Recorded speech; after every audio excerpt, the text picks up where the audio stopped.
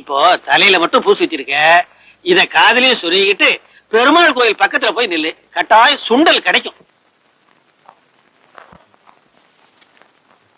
டேய், என்ன பாவா?